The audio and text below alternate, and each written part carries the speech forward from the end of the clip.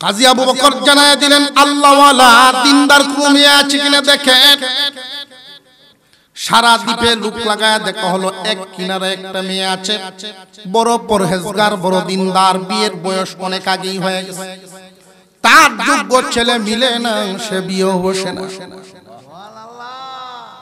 এলাকার মুরব্বীরা প্রস্তাব নিয়ে গেল, মাগো তোমার আব্বা নাই, বিশাল সম্পত্তির অধিকারী, তুমি দিনদার, তোমার যোগ্য ছেলে পাওয়া গেছে গো মা, রাজি হইয়া যাও।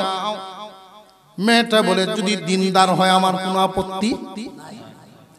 কাজী আবু বকরকে জানায়া দেওয়া হলো, হুজুর দিনদার মেয়ে একটা পাওয়া গেছে, যে যদি দিনদার হয় আমার কোনো আপত্তি নাই। সকলের উপস্থিতিতে বিয়ে হয়ে গেল। যখন বাসর রজনীতে তাদের সাক্ষাৎ হয়, কাজী আবু বকর মেহের চেহারাটার দিকে তাকায় অবাক হয়ে গেছে। তার দিকে নজর দিয়া তিনি আশ্চর্য নজরে তাকায় আছেন। বিবি জিজ্ঞাসা করেন, স্বামী হে আপনি এইভাবে কি দেখতেছেন? আমি দেখতেছি তোমার গলার হারটা কেন আমার কাছে চিনা চিনা লাগতেছে। এই হার তুমি কই পাইছো বিবি? মেয়েটা হাউমাউ করে কান্না শুরু করছে, স্বামী হে আজ থেকে বেশ কয়েক বছর আগে আমার আব্বা হজ করতে মক্কায় গিয়েছিলেন, ওইখান থেকে আমার জন্য আনছে। এই হারের বড় ইতিহাস, ব্যাগ সহ আব্বা ওইখানে হারায় ফেলছিলেন। ও স্বামী, ওইখানকার একজন আল্লাহওয়ালা যুবক এই ব্যাগ পাইয়া আব্বার হাতে উঠায় দিয়েছেন, বিনিময়ে কিছুই নেন নাই। আমার আব্বা যতদিন জিন্দা ছিলেন এমন কোন দিন নাই তার কথা স্মরণ করেন নাই। মাঝে মাঝে আমার চলাফেরা দেখে আমার মাথায় হাত বুলায় বলতেন, মারে মক্কা যদি আমার বাড়ির কাছে হইতো, ওই আল্লাহওয়ালা যুবককে না তোমারে তার হাতে আমি উঠায়া দিতাম। কাজী আবু বকরের চোখ দিয়া পানি পড়তেছে টপ টপ। লম্বা সেজদায় পড়ে হাউমাউ করে কান্না শুরু করছে, আল্লাহ সবরের বদলা তুমি দিবা, এইভাবে দিবা কল্পনা করি নাই, এইভাবে দিবা কল্পনা করি নাই। বিবি জড়ায় ধরছেন, স্বামী হে সবরের বদলা কি বলে? রে বিবি, মক্কা নগরীতে যেই আল্লাহওয়ালা যুবক তোমার আব্বার হাতে ব্যাগটা পাইয়া দিছিলেন, সে আর কেউ নয়, আমি কাজী আবু বকর। রব্বানা মা খালাকতা হাযা বাতিলা সুবহানাকা ফাকিনা আযাবান নার। যারা সত্যিকারের ফিকির করনেওয়ালা চিন্তাশীল মানুষ, জ্ঞানী তো তারা চিন্তা করে যারা আল্লাহর সৃষ্টি জগৎ নিয়ে। গাছের পাতার দিকে তাকায়া ভাববে একটা পাতার সাথে আর একটা পাতার কোনো মিল নাই, ডিজাইন অন্যরকম। একটা পাতার সাথে আর একটা পাতার কোনো মিল নাই, কে কোন ইঞ্জিনিয়ার এই সাজানো সাজাইল? অবশ্যই একজন আছেন না নাই? উনি কে? সব হিসাব মিলায়া অবশেষে আল্লাহওয়ালা যারা, আল্লাহর পরিচয় লাভ করবে যারা, বলতে বাধ্য হবে, রব্বানা হে আমাদের রব, মা খালাকতা হাযা বাতিলা, আল্লাহ কোন কিছুকে বিনা কারণে বানান নাই, বিনা কারণে বানান নাই, এবং কোনো কিছুই বানাতে আপনার কোনো ভুলও নাই।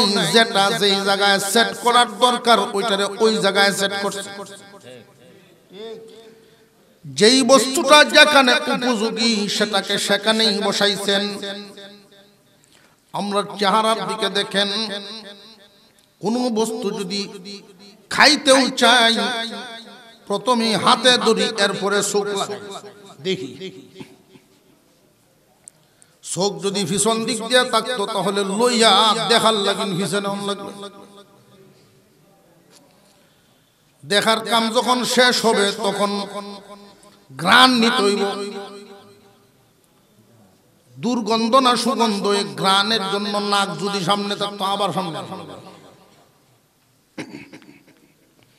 এরপরে যদি এই নাকে পরীক্ষা নিরীক্ষা করে বুট দেয় যে খাওয়ান যায়, মুখ আবার সাইডে দেয়া, এদিক দিয়ে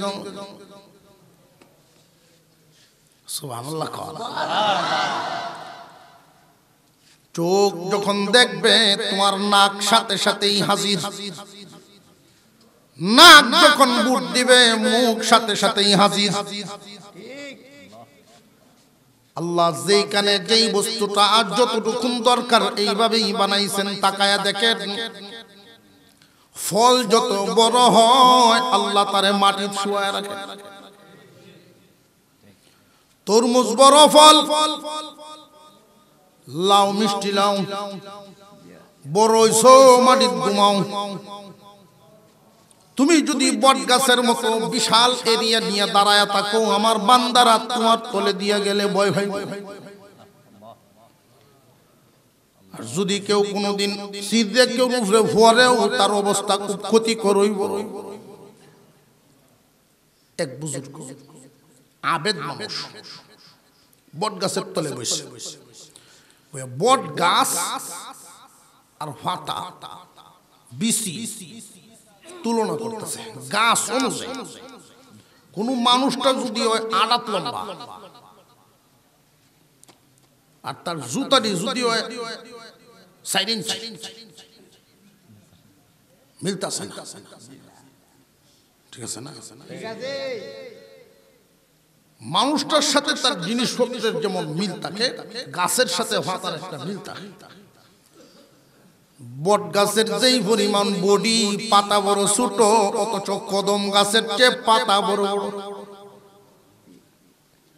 ভাবতেছে আল্লাহ এইখানে বট গাছের ফলটা বেশিটা বড় করতে পারতেন গাছ অনুযায়ী। এমনি দেখা যায় কিছুক্ষণের মধ্যে বাতাস আইছে, লাগাইছে 2-3 বটের বেশি মাথার উপরে হেলান দিয়ে যাচ্ছে, মাথার উপরে পড়ছে। এখন জোরে চিৎকার দিয়ে কয় আলহামদুলিল্লাহ, আল্লাহ তোমার বন্টন, তোমার সৃষ্টি, তোমার সেটিং সর্বোত্তম সেটিং। এর চেয়ে উত্তম আর কিছু হইতে। বট গাছের বীজ যদি তরমুজের মতো হইতো, আমার মাথাটার কি গতি হইতো? মাথা তাহলে এজন্য আসুন, যেই মানুষটাকে আল্লাহ যাকে যেই হালতে রাখছেন, আল্লাহ আমাদের যাকে যেই হালতে রাখছেন, হালতের উপরে সন্তুষ্টি আদায় করা, শুকরিয়া আদায় করা। সবুরকারীর সাথী হন কে? যারা দাঁড়ায় আছেন বসে পড়ে।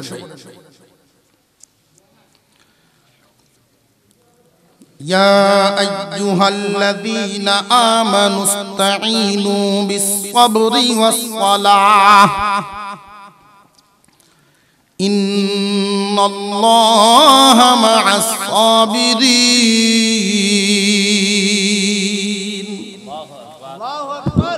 আল্লাহ পাক রব্বুল আলামিন বলেন, হে ঈমানদারেরা, চাও। চাওয়ার জন্য আল্লাহ ইয়া আইয়ুহান নাস তো বলতে পারতেন, ঈমানদার বলে ডাক দিলেন কেন? ইয়া আইয়ুহান নাস মানে হলো সমস্ত মানব, সমস্ত মানব জাতি তোমরা চাও। আল্লাহ পাক রব্বুল আলামিন সমস্ত মানব জাতি বলেন নাই, ঈমানদার বলেছেন। দুনিয়ার মানুষ জানিয়া রাখো, আল্লাহ তাদেরকে না বলার কারণ হলো আল্লাহ চান না যে ওরা আল্লাহর কাছে দরখাস্ত করুক। আল্লাহ পছন্দ করেন যখন মুমিনে চায়। মুমিনদের দিকে মায়ার নজর দিয়া মুমিনদের দিকে তাকায়াই আল্লাহ আসমান টিকায়া রাখছেন। মুমিনদের দিকে তাকায়া জমিনের খেদমত মাখলুকদের খেদমত টিকায়া রাখছেন। যেই দিন একজন ইমানদারও থাকবে না, মহান আল্লাহ দুনিয়ার বাজার সেদিন আর রাখবেন না।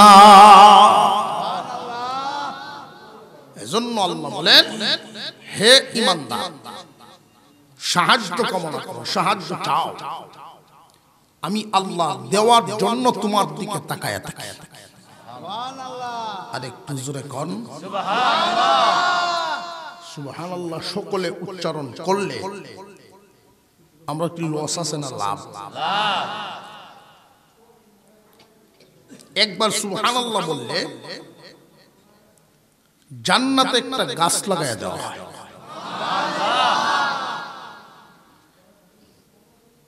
সাহাবীদেরকে নবীজি বলছেন এই গাছের যে ডালগুলো হবে ছায়া হবে। কোন একজন যুবক 100 বছর যদি ঘোড়া দৌড়ায় একটা ডালের ছায়া শেষ করতে পারবে না।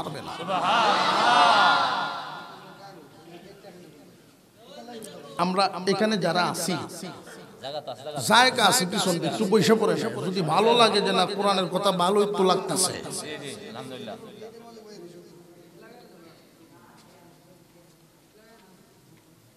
আজকের মাহফিল আল্লাহ কবুল করেন বলুন আমিন।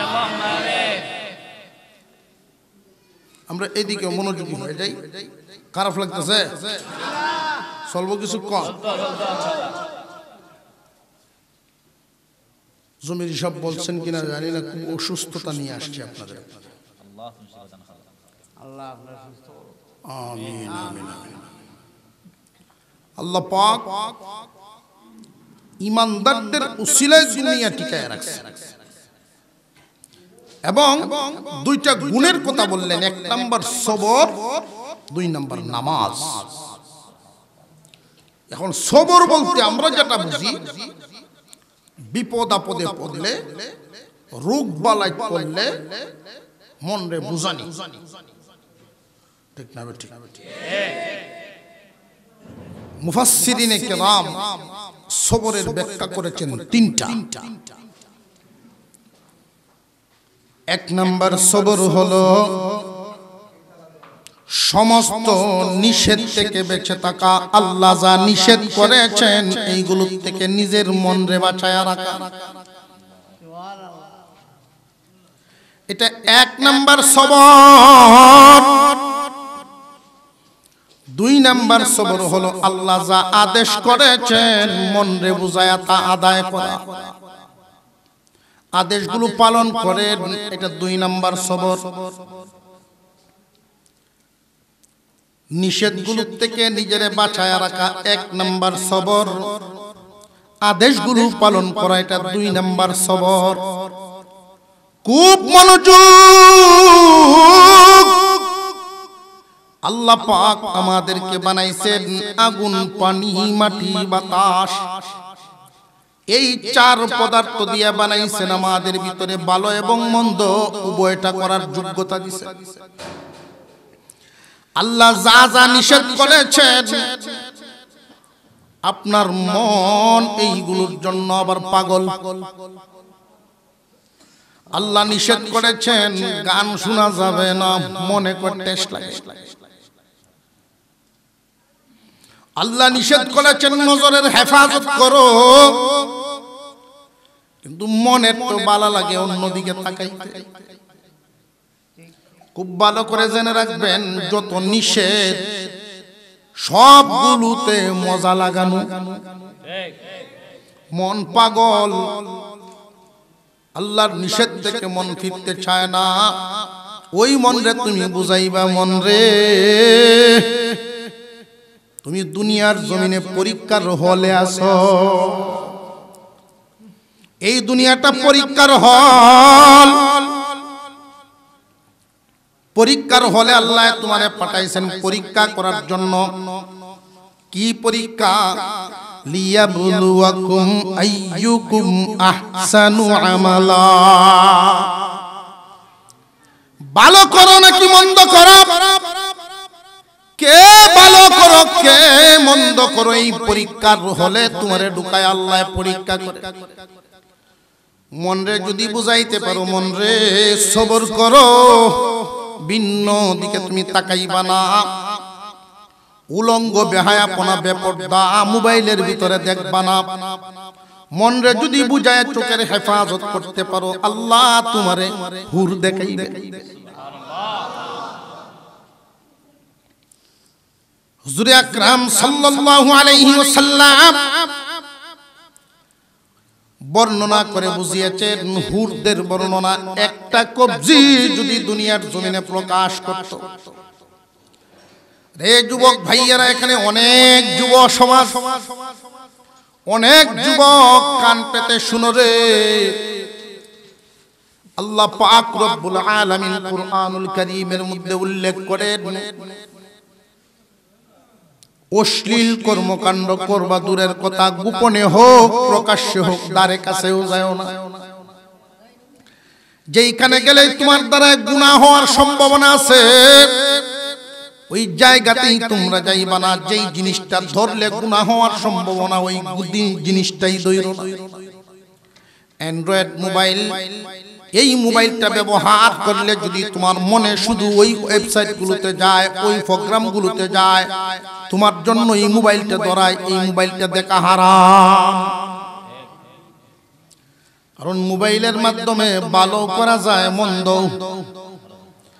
একটা গ্লাস কোম্পানি বানাইলো, পানিও পান করা যায়, দুধও পান করা যায়, মদও। গ্লাসের দোষ না ব্যবহারের দোষ? যদি তুমি যুবক মনে করো যে না, যেই সুবিধা আছে, ইচ্ছা করলে অনেক গুনাহ করা যায়, ইচ্ছা করলে আবার ভালো কামও করন যায়, কিন্তু তুমি নিয়ন্ত্রণে রাখতে পারো না নিজেকে, ওই দিকেই দাবিত হয়ে যায়, তোমার জন্য এটা ধরাই হারাম। আল্লাহ যা নিষেধ করেছেন এগুলো থেকে নিজের মনরে বুঝায়া সবর করো, সবরকারীর সাথী হন কে? 2 নাম্বার, আল্লাহ যা আদেশ করেছেন খুব ভালো করে বুঝেন, খুব ভালো করে ভাবেন। মহান মাওলাই করিম যা যা আদেশ করেছেন, আল্লাহর আদেশগুলো পালন করা মনে চায় না, এগুলো তিতায় ভরা, তিতায় ভরা। আল্লাহর রাস্তায় চলা, আল্লাহর রাস্তায় কামিয়াবির রাস্তা, জান্নাতের রাস্তাটা কাঠা বিছানো রাস্তা, পিচ্ছিল রাস্তা, অন্ধকার রাস্তা। ওই দিকে তুমি যখন চলতে থাকবা, মনের অনেক খায়সাত থেকে বঞ্চিত হইবা। বন্ধুরা গান যাত্রা মেলায় যায়, তুমি যেইগুলোতে যাও না, তোমার মন মাঝে মাঝে কানবে। ওরা যায়, তুই গেলে অসুবিধা কি? আল্লাহ আদেশ করেছেন নামাজ পড়ো, ফজরের সময় ওইটা যুবক মসজিদে আইসা নামাজ পড়ে, তার সাথে পাশের বিছানায় 3 জন করে ঘুমায়। আল্লাহর আদেশ পালন মনে চাইবে না, মনে বুঝাইবা এটা পরীক্ষার হল, ফেল করলে চলবে না। 1 নম্বরে আল্লাহ যা নিষেধ করেছেন মনে বুঝায়া বাছো, আল্লাহ যা আদেশ করেছেন মনে বুঝায়া পালন করো। 3 নাম্বার, এই 2টা গুণ যখন মানুষের মধ্যে আইসা যায়, আল্লাহ যা নিষেধ করছেন করে না, আদেশ যা করছেন ছাড়ে না, তখন মাওলাই করিম বান্দারে কিছু মুসিবতে ফেলায় দেন। কেন জানেননি মুসিবতে ফেলায়া দেন? পরীক্ষা, আবার পরীক্ষা নেন, ক্লাস বদলানোর পরীক্ষা দুনিয়াতে আছে না নাই? শ্রেণী বদলানোর পরীক্ষা, যার উপরে পরীক্ষাটা যত বড়, ক্লাসটাও গুরুত্বপূর্ণ এত বেশি। ইব্রাহিম আলাইহিস সালামের পরীক্ষা আর আমার আপনার যেই পরীক্ষা সমান। টিকলাম ওই নাকি সন্তান কুরবানি যেমন ভয় আছে, টিকলাম নি? আল্লাহ আল্লাহ আল্লাহ। এই জন্য পরীক্ষাটা যেমন, পুরস্কারটাও তো তেমন। বান্দা যখন আল্লাহর নিষেধ ছেড়ে দেয়, আদেশগুলো যখন পালন করে, তখন বান্দারা কিছু নাড়াচাড়া দেয়। দেখতেন আগের দিনের মহিলা মা বোনরা যখন দানের সিটা দিয়া, দানের চুষা দিয়া মাটির পাতিল রাখতেন, মনে আছে নি? মহিলা মা বোনরা পাতিলটা নিয়েই তাবা দিতেন। যেই পাতিলে থাবা নাই লইতে পারে না, গড়ে ওঠার যোগ্যতা রাখে না। আদেশ নিষেধ যখন মানার গুণ বান্দার মধ্যে আইসা যায়, আল্লাহ পাক রব্বুল আলামিন তারে একটু বাজায়া দেখেন। যদি বাজাটা টিকে যায়, পরীক্ষা টিকে যায়, সবুরকারীর পরিচয় দেয়, মহান আল্লাহ ওলিদের কাতারে নাম লিখিয়া দেয়।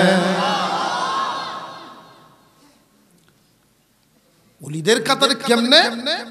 আল্লাহ নিজেই তো বলেন, ইন্নাল্লাহা মা'আস সাবিরিন। সবুরকারীর সাথী কে? আল্লাহ যদি সাথী হয়, ওলি নি। আল্লাহ সাথী, আপনার সাথী যেমন আপনার সাথী তো আপনার বন্ধু। আল্লাহর ওলি হবে তারা পরীক্ষায় পাস করবে, সবুরকারী হবে যারা। মনে চাইব একটা জিনিস, তবে সবুরের পুরস্কারটা, সবুরের যে পুরস্কারটা হয়, যার সবরটা যেমন পুরস্কারটাও তেমন, এটার কোনো হিসাব নিকাশ সংখ্যা উল্লেখ করা হয় না। ইন্নামা ইউওয়াফাস সাবিরুনা আজরাহুম বিগাইরি হিসাব। সবরকারীর পুরস্কার আল্লাহ এমন ভাবে দিবেন কল্পনাও করতে পারবেন না। একটা ঘটনা শোনাই মনে হয়েছে, একজন সবুরকারীর একটা ঘটনা আপনাদেরকে শোনাই। মক্কা নগরী খানায় কাবা, কাবা ঘরের পাশেই একজন মানুষ বসবাস করতেন, যুবক। এই যুবকের নাম কাজী আবু বকর। খুব গরিব মানুষ, দিন আনে দিন খায়, চরিত্র অনেক উন্নত, পরের মালের কোন লোভ তার অন্তরে নাই। তার কাজের অনেক ডিমান্ড, তার সিরিয়াল পায় না, দামি কামলা। কেন জানেননি? তারে যখন মানুষ কাজে নেয়, সে এমন আমানতদার, মালিকে তারে পাহারা দেওয়া লাগে না। আর আমরা এমন তো আছে, দেখবেন খালি ছায়া দেখে মালিকের সাথীরে নিয়ে দেখা যায়, আর এর আগ পর্যন্ত খালি বিড়িই খায়। দেখবেন জীবন চলে যাবে, জীবন চলে যাবে, কিন্তু কর্ম বদলাতে পারবে না। তুমি যদি নীতির সাথে, আদর্শের সাথে তুমি কাজকর্ম করিয়া যাও, 12 বছর লাগবে না, তোমার শ্রেণী বদলে যাবে। 12 বছর লাগে না, 12 বছর কর্মচারী থাকা লাগে না, আল্লাহ তারই মালিক বানায়। নীতি লাগে। কাজী আবু বকর নীতিবান যুবক। হজের মৌসুম চলতেছে, মক্কা নগরীতে বহু দেশের মানুষ আসছেন খানায়ে কাবা বাইতুল্লাহ জিয়ারতের জন্য। কাজী আবু বকর রাস্তা দিয়া যান, হঠাৎ করে তার চোখের সামনে একটা টাকার ব্যাগ পড়ে আছে। এই ব্যাগটা উনি হাতে নিবেন নাকি জায়গায় রেখে দিবেন, তিনি ভাবতেছিলেন। অবশেষে সিদ্ধান্ত নিলেন, এটা যদি কোনো দুষ্ট লোকের দৃষ্টিতে পড়ে, আসল মালিকে পাইব না, আমি বরং উঠায় নেই, এলান করে দেখি কোন মালিকে এটা হারাইছে। এই টাকার ব্যাগটা উনি হাতে নিয়ে 3 দিন পর্যন্ত এই যুবক ঘুরছে, তাবুর সামনে যায়, হারাইছেন নি কেউ টাকার ব্যাগ। স্বর্ণ আছে এটার ভিতরে, দামি দামি দৌলত, কেউ কি এমন কোন ব্যাগ হারাইছেন? এখন এই জামানার যদি হয়তো কাস্টমারের অভাব হইল, মসজিদে একজনে ঘোষণা দিচ্ছে কিছু টাকা পাওয়া গেছে জোহরের নামাজের পরে ওযু খানা, কিছু টাকা পাওয়া গেছে উপযুক্ত তথ্য দিয়া নিয়ে যায়। জোহরের পরে এলান, এশার নামাজের পরে যিনি এলান দিছিলেন উনি দাঁড়াইছেন। যেই পর্যন্ত মালিক পাওয়া যায় নাই, টাকাটা আমার কাছে রয়েছে। তবে আফসোসের ব্যাপার হলো 10 জনের দরখাস্ত জমা হয়েছে, 10 জনে দরখাস্ত জমা দিচ্ছে যে আমি কিছু আর ইসলাম দেখো সেই টেহারির সাথে মিলেনি আন্দাজি। অবশেষে উনি বললেন আমি একটা 2 টাকার পয়সা নোট পাইছি, 2 টাকার নোট। কিন্তু দরখাস্তই পর্যন্ত যে 10 জনে দিল, এরাও তো মুসল্লি। কথা বুঝে আসতেছে? কাজী আবু বকর ঘুরছেন আগের দিনের হাজী সাহেব আর এখনের হাজী বেশ কম আছে না নাই? কারণ এখন বেশিরভাগই আলহাজের হাজী। 3 দিন চলে গেল, মালিক পান্না। 3য় দিনের মাথায় 3 দিন শেষ পর্যায়ে সন্ধ্যার আগে একজন মুরব্বী মানুষ, বুড়া লোক, কাজী আবু বকরের সামনে, রে যুবক তুমি টাকার ব্যাগ পাইছো, আমার একটা ব্যাগ তো আমি 3 দিন যাবত হারায় ফেলছি, পাগলের মতো খুঁজতেছি। আমার মনে মনে বিশ্বাস ছিল মুহাম্মাদের দেশের মানুষ আমার ব্যাগ লুকাইবে না। হাতে উঠায়া দিলেন, তত্ত্ব মিলে গেল। অবাক চোখে যুবকের চেহারার দিকে মুরব্বী তাকায়া জিজ্ঞাসা করেন, যুবক রে, এই ব্যাগের ভিতরে কি আছে তুমি কি জানো? জানি টাকা আছে, স্বর্ণ আছে, আমি জানি। রে যুবক, তোমার ভিতরে কি টাকা স্বর্ণের লোভ নাই? টাকার লোভ আছে, স্বর্ণের লোভ আছে, তবে হালাল হতে হইলে। পরের মালের প্রতি আমার কোনো লোভ নাই, পরের মালের লোভ এই অন্তরে নাই। মনে তো চাইবই যে, মনে কিন্তু আপনারা মাসলা দিয়া বুঝাইব। কি মাসলা? যে তুমি যে গরিব মানুষ, কষ্ট বিষ্ট করে চলো, আল্লাহ মনে বাহুরে দিছে, মনে মাসলা দিয়ে বুঝাইব।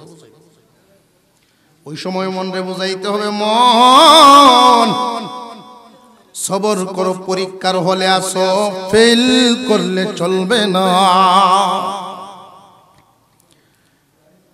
খুশি হয়ে 2টা টাকা দিলেন মুরব্বী। কাজী আবু বকর বলেন, মাফ করেন, এই মুহূর্তে কোনো হাদিয়া গ্রহণ করতে পারবো না। কেন রে যুবক, কেন? কারণটা কি? ও মুরব্বী হাজী সাহেব, আল্লাহর ওয়াদা আছে, সবরকারীর বদলা দিবেন আল্লাহ। আপনার কাছ থেকে নিয়ে আমি ওই দরজা বন্ধ করবার চাই না। আল্লাহ যেন আমারে বদলা দেন। আপনি হাজী সাহেব, কেউ যদি আল্লাহর জন্য হজ করে, মহান আল্লাহ তার পিছনের জিন্দেগীর সমস্ত গুনাহ মাফ করে। আপনি আমার জন্য দোয়া করবেন। মুরব্বী আশ্চর্য হয়ে অবাক চোখে তার দিকেই তাকায়া রইছেন, আলাদা হয়ে গেছে। উনি তার দেশে চলে গেলেন হজ শেষ করে। যুবক তার দেশে রয়ে গেলেন মক্কা নগরীতে। বেশ কয়েক বছরের ব্যবধান, কয়েক বছর পেরিয়ে গেল, সে আর বিয়ে শাদী করে নাই। দিনী কাজের মধ্যে যথেষ্ট মেহনত করে একটা কাফেলার সাথে সাথী হয়ে গেল দিনী সফর। পানিপথে রওনা দিল, ঢেউয়ের কবলে পড়ে গেছে সমুদ্রের মাঝখানে। কাজী আবু বকর ডাকতেছেন, আল্লাহ মেহেরবানি করে তুমি আমাদেরকে হেফাজত করো আল্লাহ। এইরকম সবরকারীর দোয়া কবুল হইবনি না হইতো না? সবরকারীদেরকে তো আল্লাহ বলছেন ওই দোয়া চাওয়ার জন্য। আল্লাহ রাব্বুল আলামিন কাজী আবু বকরের দোয়া কবুল করে নিলেন। কে কোন দিকে গেছে কারোর কোনো হদিস নাই। একটা তক্তার উপরে ভর করে এই যুবক একটা তক্তার উপরে ভর করে ঢেউয়ের তালে তালে দ্বীপের মধ্যে গিয়া লাগছে। দ্বীপের মানুষ তারে সেবা যত্ন করে যখন হুঁশ ফিরাইলো, কাজী আবু বকর তাকায়া দেখেন এখানে একটা মসজিদ, আপনাদের এই মসজিদের মধ্যে আশেপাশে বাড়ি ঘর আছে ঠিক, কিন্তু মসজিদের হেফাজত ঠিকমতো হয় না। উনি জিজ্ঞাসা করলেন হেফাজতের কমতি কেন? লোকেরা জবাব দেয় আমরা বেশিরভাগ মানুষই নতুন মুসলমান, কোরআন তিলাওয়াত জানি না, নামাজ জানি না। কাজী আবু বকর নিয়ত করলেন আমি 6 মাস থেকে যাব। মনে মনেই নিয়ত করে ফেলছেন আপনাদের যদি কোনো আপত্তি না হয় আমি 6 মাস এইখানে অবস্থান করব। প্রতিদিন মক্তবে বাচ্চাদেরকে পড়াইব, মাগরিবের পরে আপনাদেরকে তালিম দিব, প্র্যাকটিক্যাল নামাজ শিখাবো। শুরু হয়ে গেল তালিম, দিন যাওয়া শুরু হয়ে গেল। 1 মাস, 2 মাস, 3 মাস। 3 মাসের মধ্যেই চিত্রটা এমন পাল্টে গেছে, মুরব্বীরা একজন আর একজনের সাথে আলোচনা করে, দেখছো নি রে একজনের মেহনতের ফসল, আমাদের দ্বীপের চিত্রটাই পাল্টে যাইতেছে। আর একটু জোরে কর না সুবহানাল্লাহ।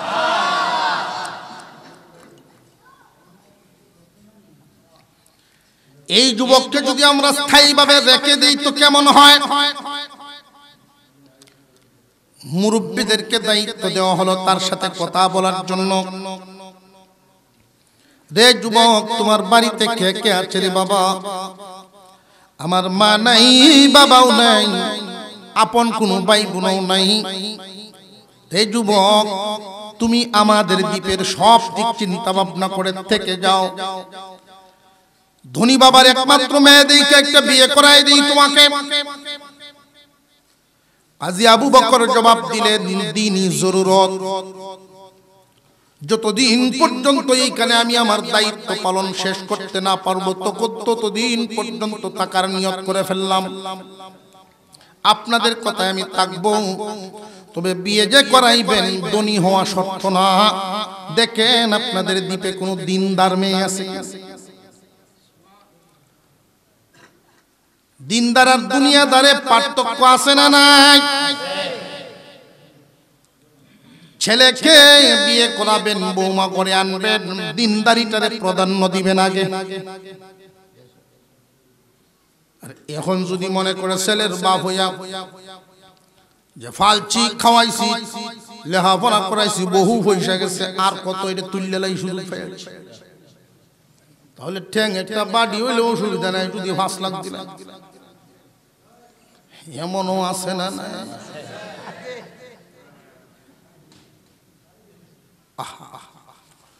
দিনদার দেখে আনবেন। যেই মেয়েটা আল্লাহ চিনে সে শ্বশুরের হক চিনবে, স্বামীর হক চিনবে, শ্বশুর শাশুড়ি আত্মীয় স্বজনের হক আদায় করবে। যে আল্লাহর হক আদায় করে না, তুমি শ্বশুর তার কাছে কিছুই না।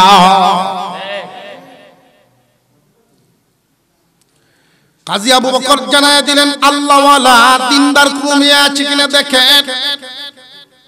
সারা দ্বীপে লোক লাগায় দেখা হলো, এক কিনারে একটা মেয়ে আছে, বড় পরহেজগার, বড় দিনদার, বিয়ের বয়স অনেক আগেই হয়ে গেছে, তার যোগ্য ছেলে মিলে না, সে বিয়েও বসে না।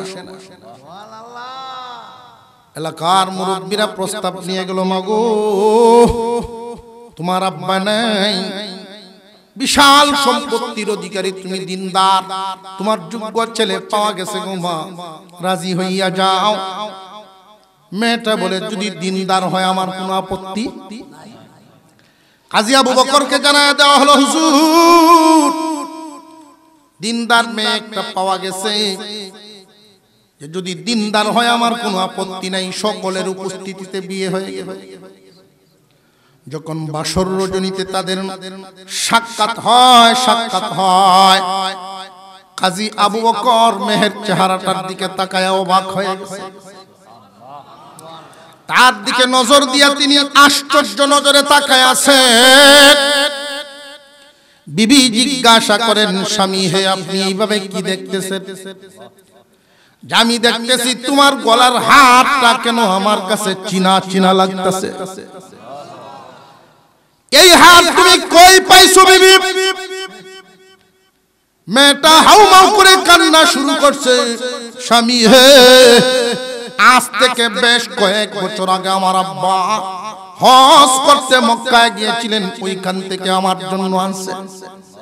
এই হারের বড় ইতিহাস, ব্যাগ সহ আব্বা ওইখানে হারায় ফেলছিল।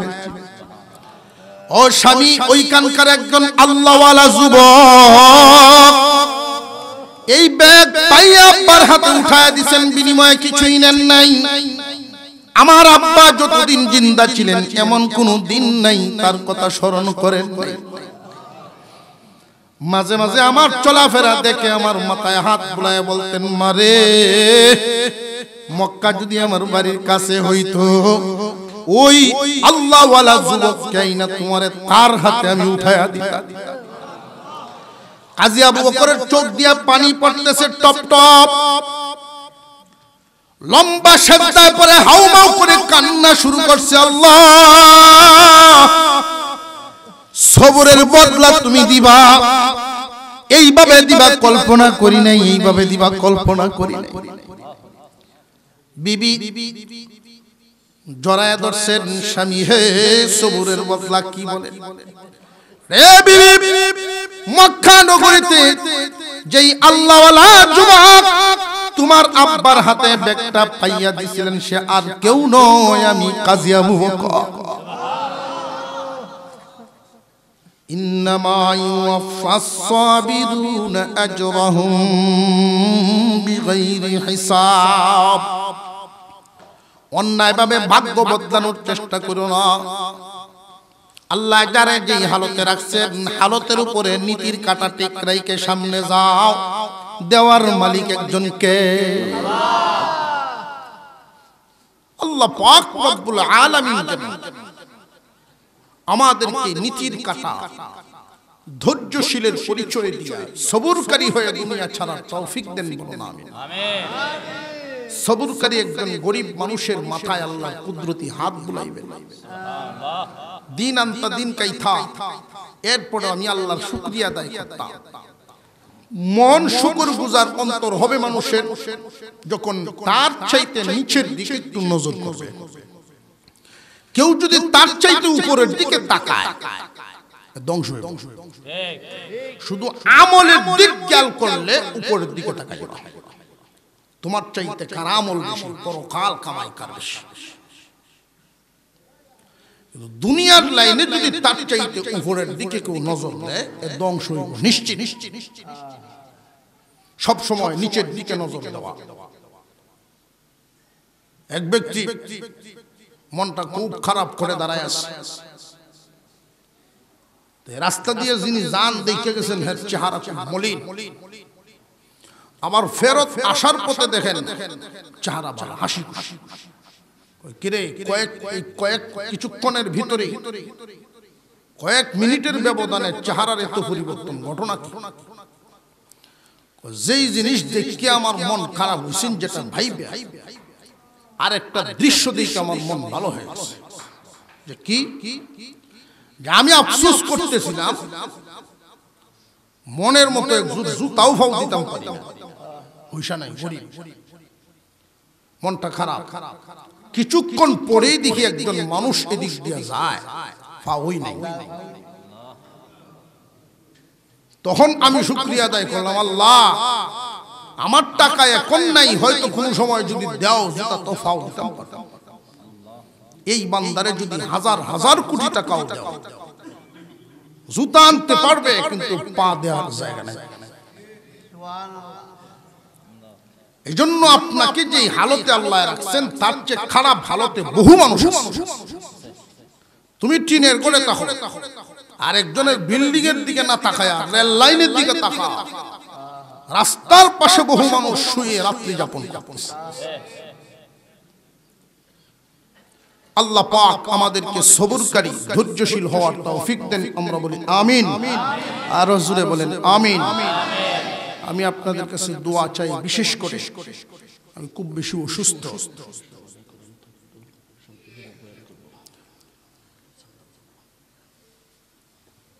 সুস্থতার জন্য দোয়া চাই। আল্লাহ তাআলা সুস্থতা নামক নিয়ামত দান করতেন। বলুন আমিন। ধৈর্যের সাথে আখিরি মোনাজাত পর্যন্ত বসবেন কারা কারা একটু হাত তুলেন তো দেখি। আলহামদুলিল্লাহ, আলহামদুলিল্লাহ, নারে তাকবীর। আপনাদের মহল্লার মসজিদ, নিজ মহল্লার মসজিদের মাহফিল, আখিরি মোনাজাতে দোয়া হবে।